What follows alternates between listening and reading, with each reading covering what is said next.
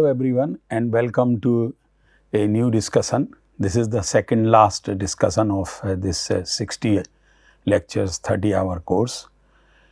And in this one we are going to discuss two main topics which are generally they do not find space in literature, neither in softwares, but very important one. The one is on the that is errors in GIS, and the other one is the key elements of maps, because ultimately one has to create outputs, and outputs in GIS generally in form of maps or charts. Maybe sometimes we have to create some figures or tables, but mainly maps. So, what are the key elements of maps? What are the things which we have to take care while creating these outputs? This is what the discussion we will have. So, let us start first with the errors in GIS. This topic is the least discussed in literature, and therefore, people do not take it sometimes seriously, especially the beginners who just started the using of GIS. So, for them also it is very, very important. Nonetheless, two important terms which are here which we must understand along with the errors in GIS. One, the precision, and precision basically is a statement of smallest unit of measurement to which data can be recorded. So, precision depends on the scale which we are using or the instrument which we are using. And I can give you an example from our day-to-day life, like if we are having 1 foot scale.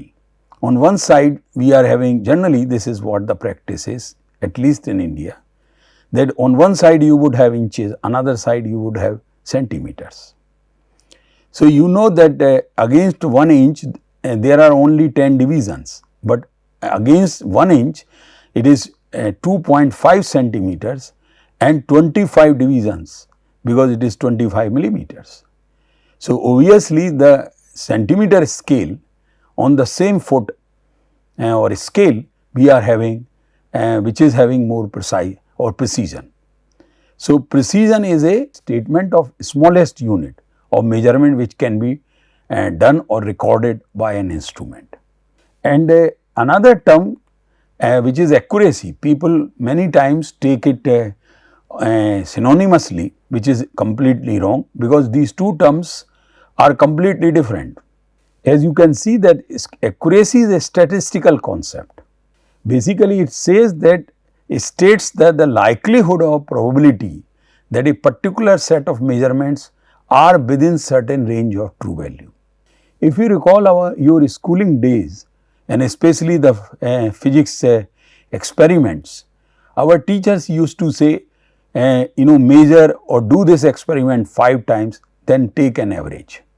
So, an average, that is the statistical, and then we say that, and sometimes the teacher will say no, your values are very far from the real one, because they have measured by using some other techniques. So, this is a statistical term, and which basically indirectly tells us that how accurately we are doing the measurement. But the measurement which we are using, a scale or a sensor or a system, will have its own precision. So, two terms, precision and accuracy, very relevant in errors and GIS discussion, but completely different. So, should not be taken interchangeably or should not be used synonymously. Both are different terms. Now, as you know that in case of like accuracy, that we say that it is accurate by this %, or maybe with some units also. So, it may fall within 5%. So, that how far away the mark which I have determined after doing 5 experiments or 5 measurements, that you are describing by accuracy, and how well you measure is described by precision. So, our measurement, because we are using a scale or a instrument or a sensor, so that will control my precision, and how accurately I will do that thing, that will decide my accuracy. For example, many of us must have played this dart game, D-A-R-T, dart game, and in this there are circles, sometimes for the shooting also, or these other sports. These kind of targets are used, and as you can see that in the first one, that it is accurate and precise when we are hitting in the inner circle, and that means in that red part or red circle. Whereas in the second example, the one which says not accurate but precise, because precise is that because all our markings are almost in the same area, but because not accurate, because we are very far from the center point or bullseye, we also say in short. Whereas the third example is not accurate and neither precise, because all our hits are scattered all along these circles, and they are quite far from the center point or bullseye. So, sometimes we may be accurate but not precise, and many times we may be not even accurate and not precise. So, one has to be very, very careful that if you are precise, that does not necessarily mean you are accurate. However, if you are consistently accurate, you are also precise, like in the first example. Now, in GIS, if we talk in terms of GIS, that maps and other data which we used in GIS are obtained by measurements many times in the field, or maybe employing some sensors like remote sensing, or maybe some laser based sensors. So, and therefore, inevitably these data sets which we will be using will have errors, and these errors, as you know also in GIS, which we have discussed several times, that error propagates in GIS. So, even no matter how small error is, we must understand one, and we try to manage that error so that it does not propagate, because a small error in the beginning may end up in a large way, and our modeling ultimately or our output may have large errors. So, that people will not accept. Our level of confidence will also be quite low if our data or our analysis having errors. So, we must take care about even a error is small that we know, and this is why I have mentioned that the GIS users need to understand inherent. So, their errors can be of two types, that inherent errors, that they are inbuilt basically with the data, and sometimes we have to use the data because we ourselves cannot go in the field and recollect the data as some organizations have already done. For example, if I use the survey topo sheets, like in India, Survey of India is the organization which prepare the topo sheets for us. But if it itself is having errors, which is having inherent errors must be there, so that we should have the knowledge of first inherent errors and the errors which are operational errors, which are under our control. And of course, if these errors are there and they are not contained, then these will propagate in our output. So, this point I have already mentioned, that errors in GIS are perhaps one of the least understood aspect and also least discussed aspect. Many books on GIS you would find they do not have in a chapter or a paragraph for errors in GIS. And of course, the software manuals or online help will also not discuss about errors. So, how to detect errors, while especially the operational errors, that will come through our experience, and focusing on that also, that we should not ignore even there is a small error, and we should keep checking. That is why I have said in one of the rules one of the rules of GIS is that after each and every step check for errors, because error propagates in GIS. Now sometimes you have to live, especially with inherent errors, that it is not possible to remove all errors. However, a GIS user must try to manage them and should kept at the acceptable minimum, because if it becomes large, people will not accept our outputs. Further, we have to also understand what are the which are the loopholes or leaking points about the errors, sources of errors in GIS. So, first one is the errors in source data. These we will put in under this category of inherent errors, because we take lot of data from outside, and nowadays lot of organizations are preparing data and providing which are completely compatible with GIS platforms or GIS softwares. If they do not declare that what kind of inherent errors are there, then definitely they are keeping users in dark, and we may not be able to tell that how accurate our analysis is. So, we must explore that possibility, and that is why while discussing the sources of digital elevation models, I also discuss again each digital elevation models which are available free of cost, the associated errors, and most of the good portals will always declare in their metadata files that this kind of error is there. So, we must be aware about. So, these errors in source data can be positional errors or can be geometric errors, or maybe errors in case of digital elevation model about the z-axis. Now, sometimes we get an output, already prepared output of remote sensing data, maybe a vegetation index map or maybe a land use map prepared by some organization. They might have used some automatic methods for classification. So, a classification will always have some errors. No matter if I am doing, I will create, but if I am using somebody else classified image data, I must know what kind of errors are there in that classification. In the field also, field data sampling, measurements, ground control points errors, georeferencing errors, they will be always there, no matter how small are they. Now, second source of errors in GIS is occurring during data input. You know, in earlier times when lot of data we had to key in using our keyboard, type the data, and during that time lot of errors can come. Also, we used to digitize a lot of vector data sets. So, digitization will also bring errors.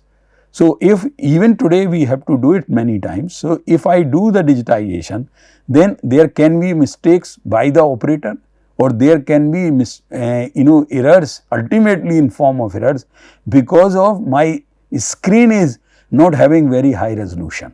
That will affect the precision. Or when we used to have digitizers, still some organization use the digitizer. So, if digitizer itself is not very high resolution or not precise, then it will wrongly record the data. So, during input stage errors can come. Errors in attribute data entry, when we have to key in the data using keyboard, at that time also instead of just typing say 1000, we just left with 100 or maybe 10,000, and that will be error.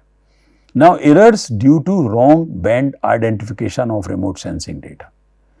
This happens many times because now we are not talking about 3 bands or 4 bands, we are talking about 36 bands, 38 bands, and even in hyperspectral remote sensing we are talking about 256 bands.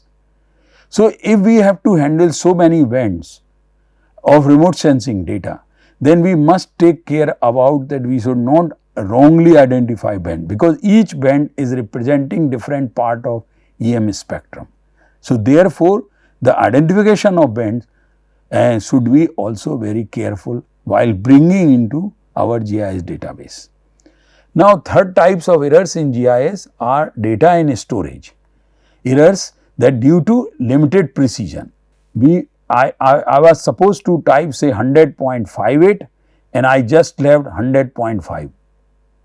So, with wrong precision, if I am not providing, it will carry the error.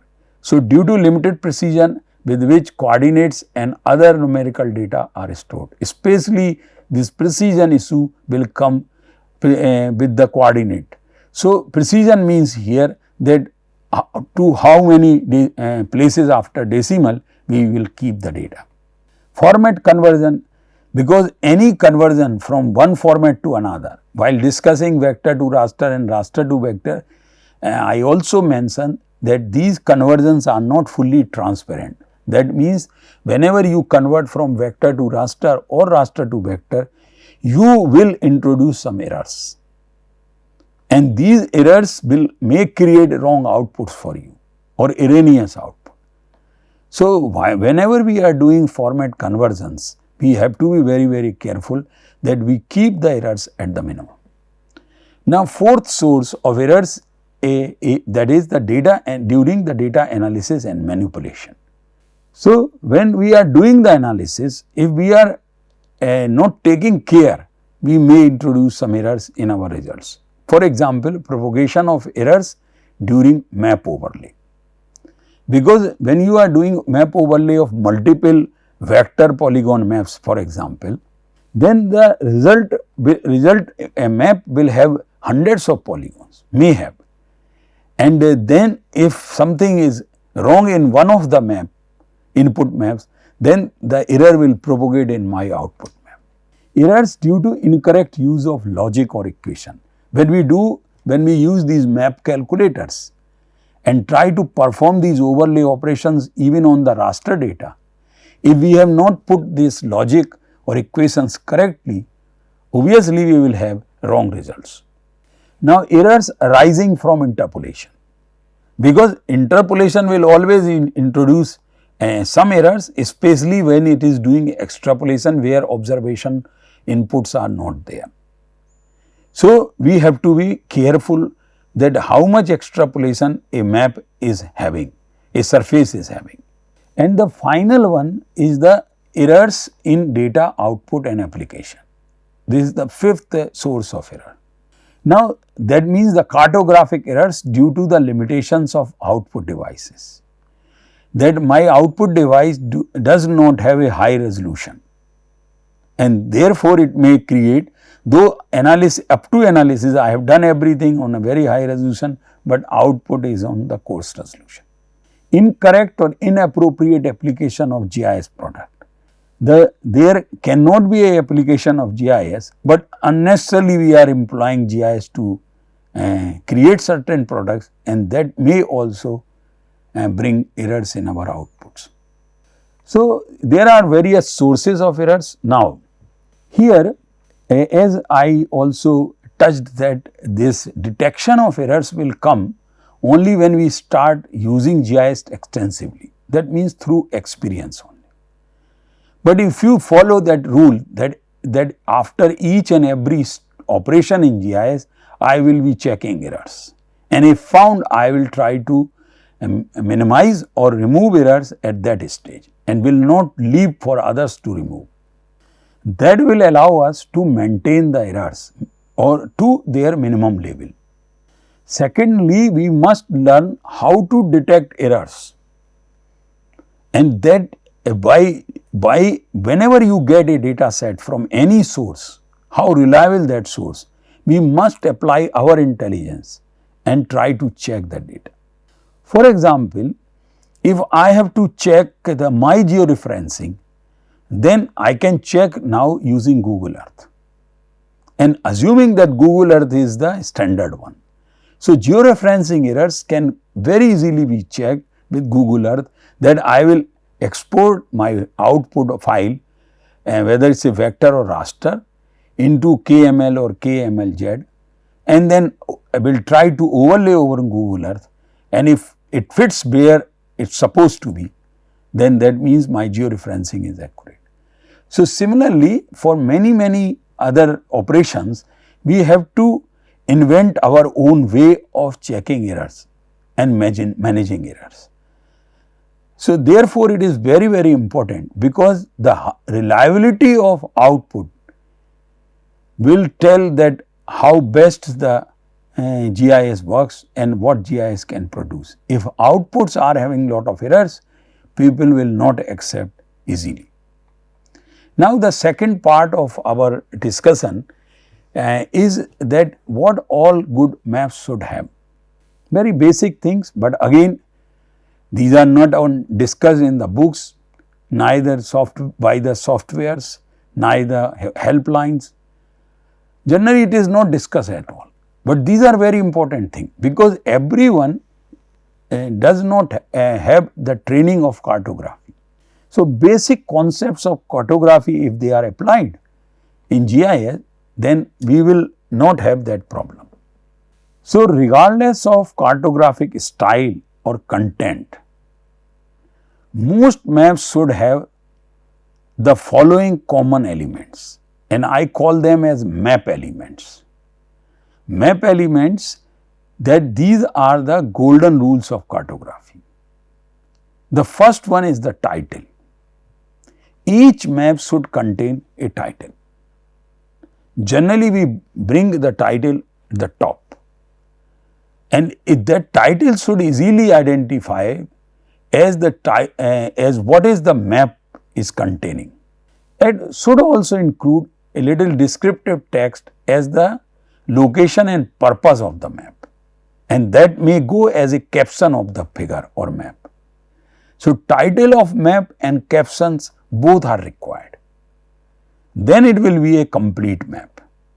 Now, after this title usually is the largest font size of all lettering on the layout. However, it should not dominate the map graphic itself. That means the size of the text which we are using for title should not be very large.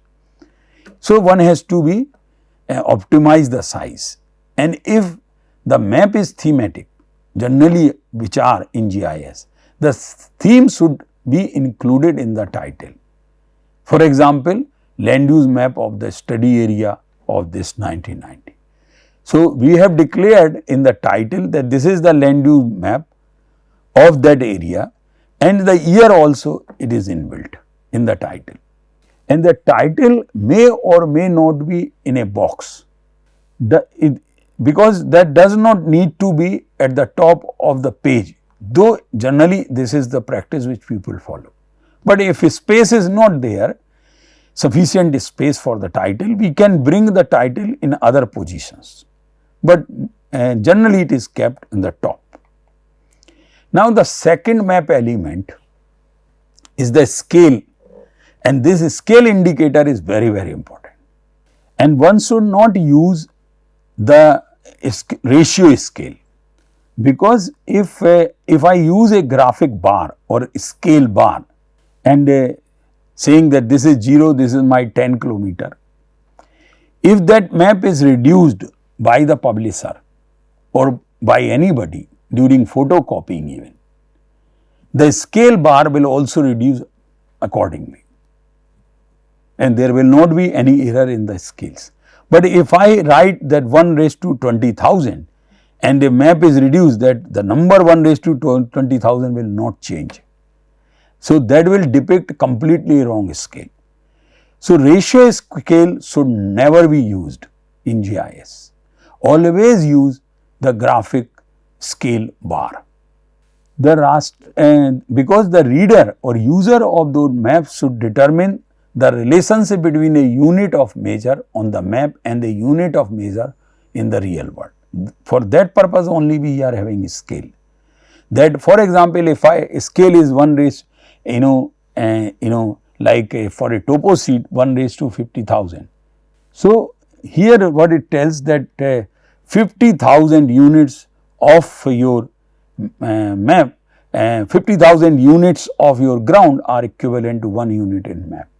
So, that the real world has been reduced by 50,000 times, something like that. But in case of a scale bar, there will not be any problem. So, as the map is reduced or enlarged or projected, the scale bar will also change accordingly. Now, third element may not be that important, but it should be discussed, the orientation. Orientation of a map should indicate which way in the north is. That is most important. Because if sometimes if my study area is in a way that if I put in a portrait, then it becomes very small in my printout.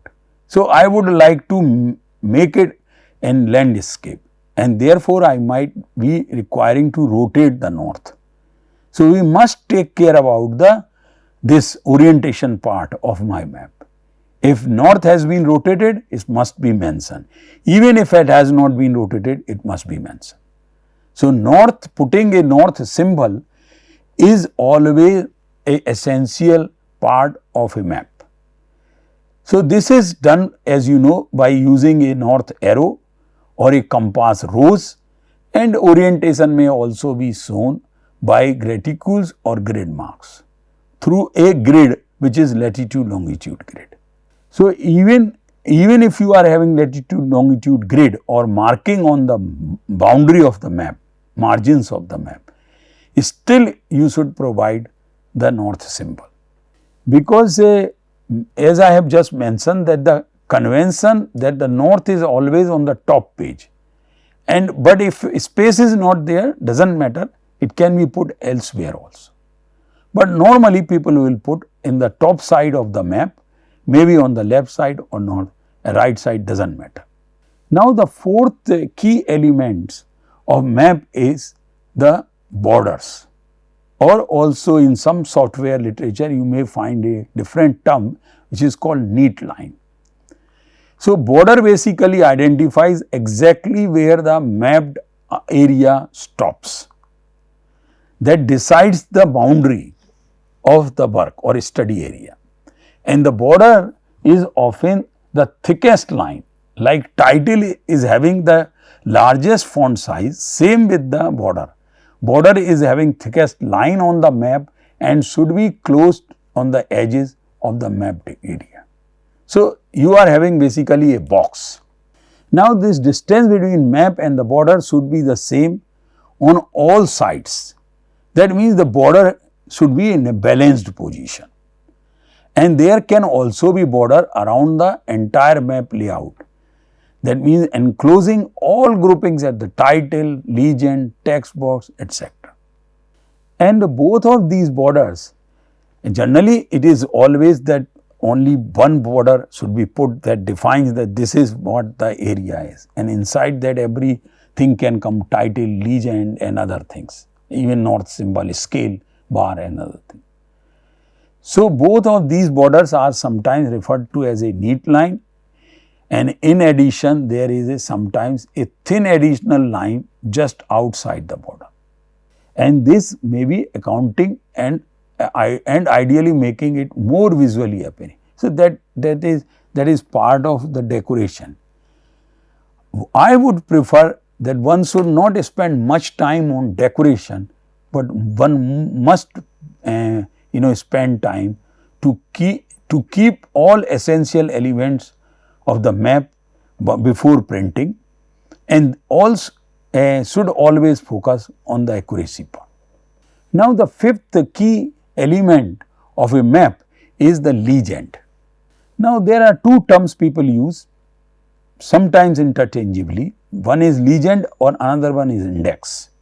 So, a legend defines the symbols or colors including shades of grey and patterns used on a map.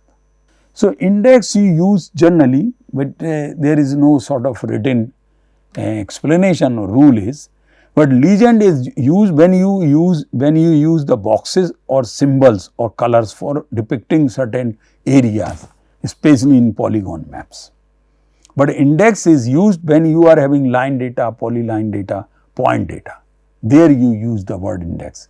But even if it is interchangeably used, it is not a big problem.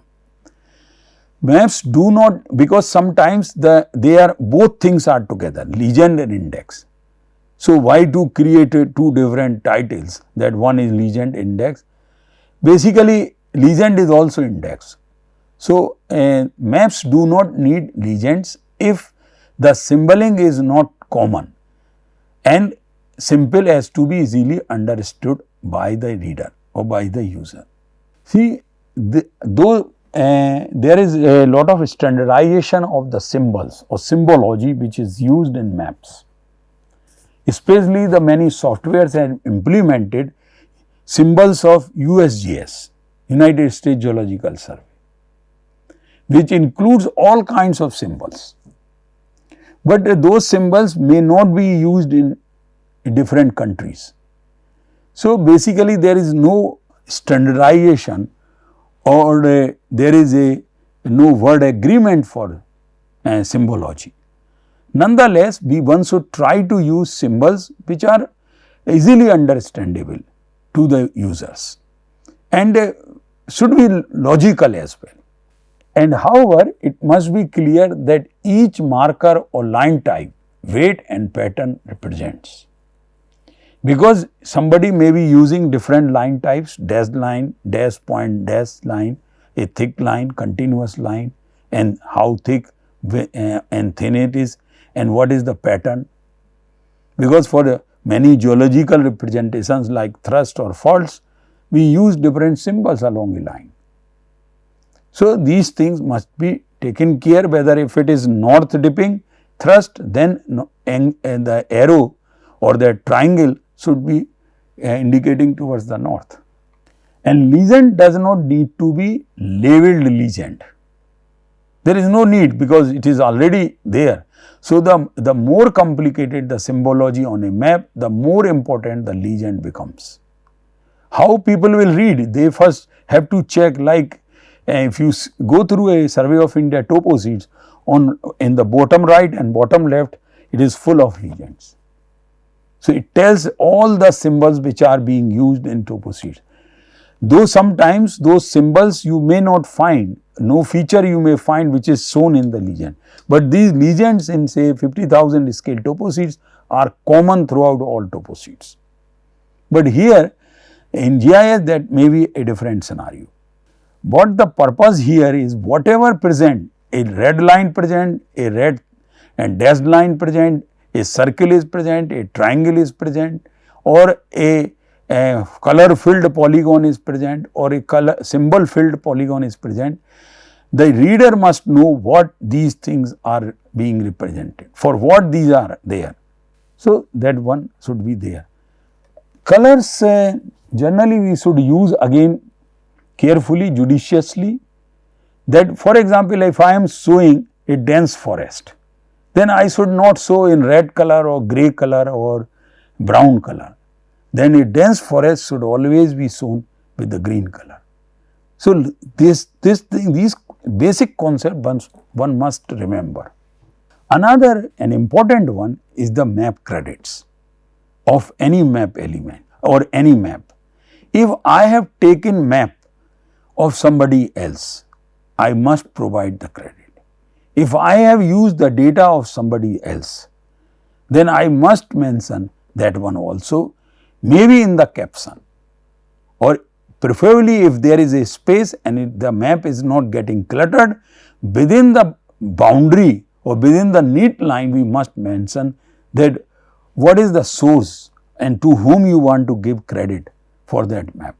Because many times we ourselves are not creating maps, we are using somebody else created maps through some publications, atlas, or even from websites.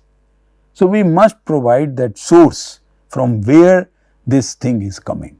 If it has been created by ourselves, no problem. That means the data has been collected by us, everything analysis has been done by us, and final maps have also been prepared, then probably you do not require to give credit.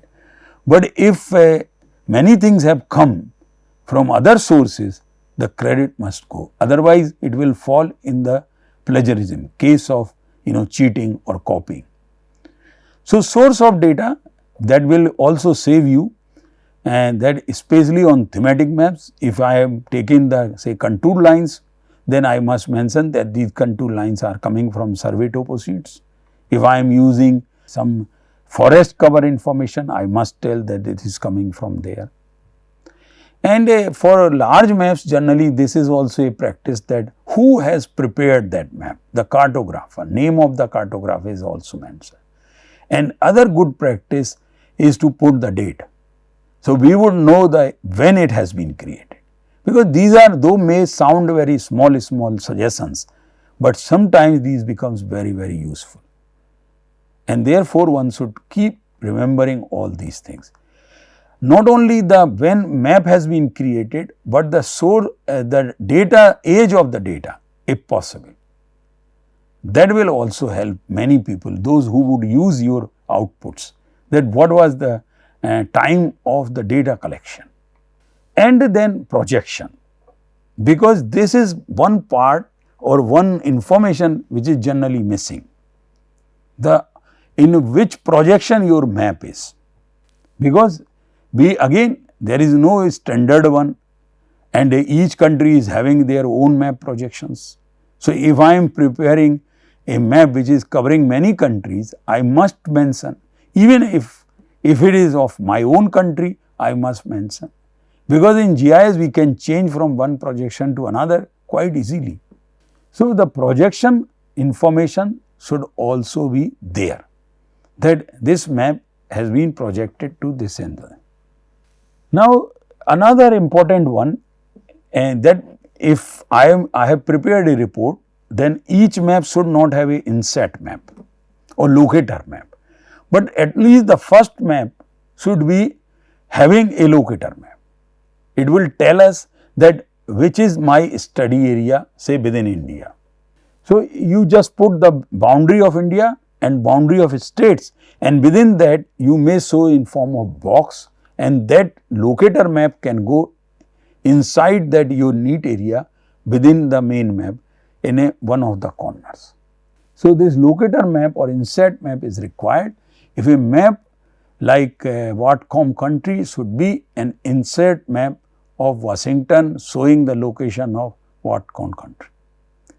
So, this is what is that if I am working say in part of Uttarakhand, then a map of India and which boundary of Uttarakhand are also shown, or all state boundaries, and then through a box I should show that this is my study area. Another important key element of my map is this effective graphical design. Many times it is on individual choices, but I would suggest that whatever the design you follow, or whatever layouts you use it, one must take care that there should not be cluttering.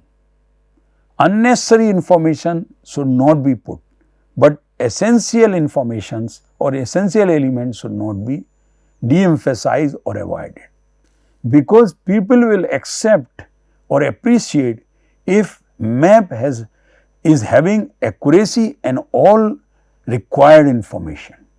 So, a person may have produced a very nice looking map, but it might not be having say north symbol, it might not be having a scale bar or a legend. So, what is the use of then that map? So, a good map in my opinion is always should have all essential key elements and should not be cluttered with the information, because neatly drawn, it should be neatly drawn, appropriately and consistently generalized, and of course symmetrically balanced.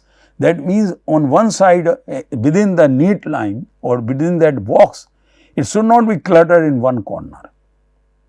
So, there should be balance of font sizes, balance of color, balance of shading, everything one should. That means while preparing your output, no matter how much time you have put while doing analysis or field collection, data collection, if your output is wrong or output is not good, no one would appreciate your work. So, everything, your data collection, your data analysis, and finally maps or your output should be also up to the mark.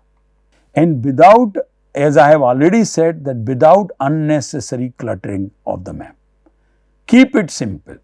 The way artist details. So, we vary of the artist. Do not make your map cluttered with lot of information, lot of colors, lot of fancy symbols.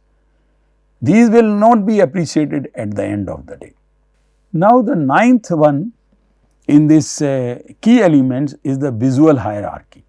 Means whatever we wanted to convey through our maps, that should have the more weight. So, obviously, the user should see that one first.